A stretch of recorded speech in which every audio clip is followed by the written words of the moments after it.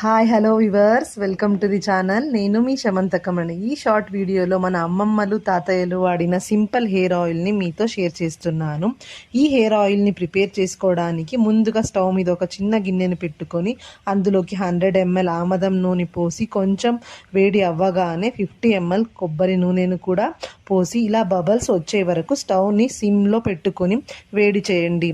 ఇంతలా బాగా బబల్స్ వచ్చాక స్టవ్ ఆఫ్ చేసుకుని బౌల్ని స్టవ్ మీద నుంచి దించుకుని చల్లారనివ్వాలి. కంప్లీట్గా వేడిపోయి చల్లారిన వెంటనే ఒక గాజు సీసాలో పోసి స్టోర్ చేసుకోండి. ఈ నూనెని తలస్నానం చేసే వెనుక రోజు కుదరకపోతే 4 నుంచి 5 గంటల ముందు వాడాలి. ఇక ఈ నూనెని ఎలా వాడాలి, వాడిన తర్వాత ఎలా హెయిర్స్ని వాష్ చేసుకోవాలి, ఈ నూనెని వాడడం వలన కలిగే అడ్వాంటేజెస్ ఏంటో తెలుసుకోవాలి అనుకుంటే ఇన్ డీటెయిల్ వీడియో కోసం పైన ఇచ్చిన లింక్ పై క్లిక్ చేసి చూడండి.